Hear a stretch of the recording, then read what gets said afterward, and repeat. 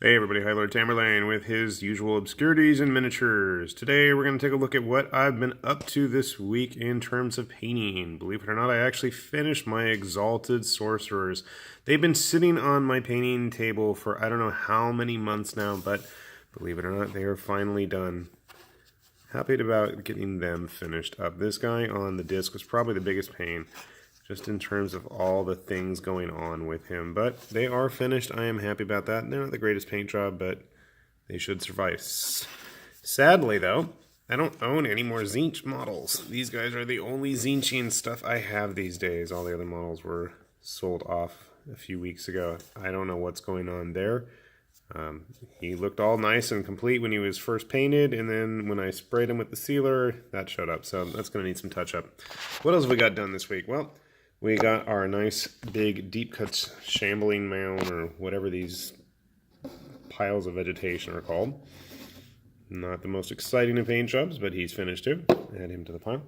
We've got our Man of War Kadorian standard bearer finished. He came with a really fancy solo unit that I have not even gotten started yet, but at least he's done. Let's see what else. A Raging Heroes pilgrimish heroine of some sort, whose name I can't recall, with lots of candles that look like bird poop dripping all over her. She's finished. I really like this model, though. And to go with her, we have another Raging Heroes friend. Kind of the same model. I don't know why I painted one in blue. All my other Raging Heroes ladies are in red, but I guess she's got more armor. She's special. Also got another of the Rum and Bones figures finished. I don't know what he's called, but obviously he is supposed to be the Beast from Beauty and the Beast. He goes along with Belle. That's the other fairy tale figures. Speaking of other board game figures, here we have the Steampunk Twilight Knight from the world of Smaug. Yeah, not the greatest paint job, but I don't think it was the greatest casting job either. She was quite hard to discern where all the details were, but you know what? Hey, she's finished, and as far as I know, there's not a whole lot of painted models of her on the internet, so I'll be sure to stick some photos up on like DocaDoc or Imgur or something so that other people can at least swipe my idea and do a better job, hopefully. Now, next model I painted up this week, these ladies showed up already before on my channel. These are the Sarvoth Shadow Veils. Not the greatest paint job, but hey, they're done. Now, sadly, I really like this color that I used for her skin tone, at least the one in my hand at the moment, but the paint had solidified itself. This was, was a GW one. And I want to say it was used for their Dark Elves. Ran out of that, and this other color, I'm not even sure what it is called. It's very purplish, but it was a freebie sample that I got from Reaper in one of my orders a while back, so I could not even tell you what it was if you attempted to replicate it. One's in silver there, one's in gold. Really like the one with the top knot ponytail thing.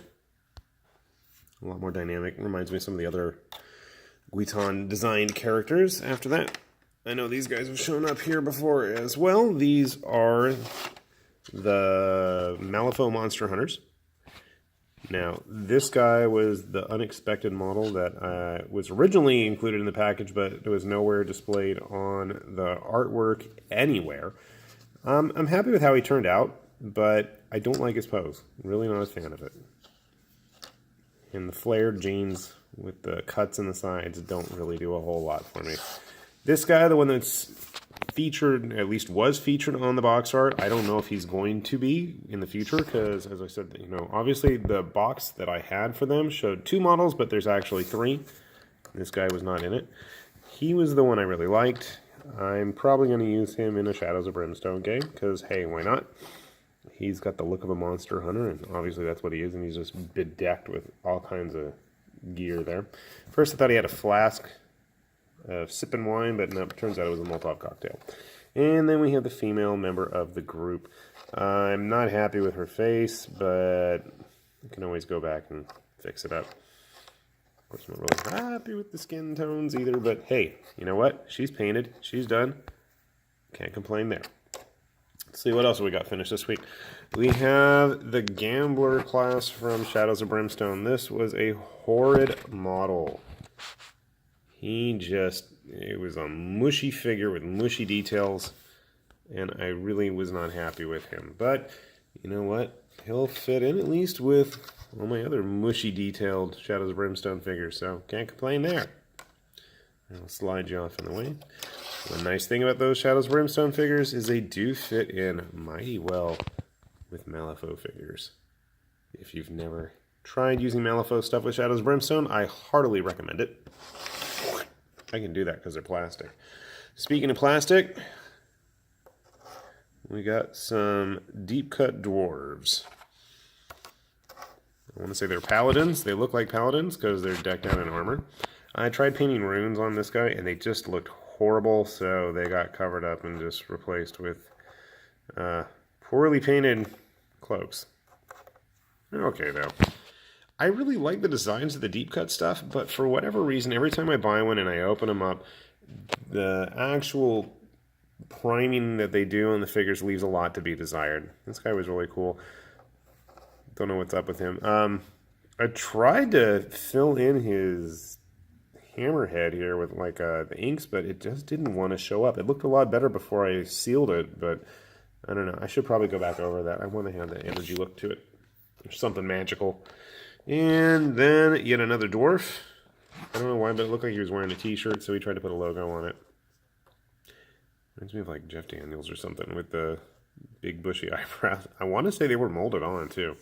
He sat in front of me for a long time, and I just could not get around to finishing him.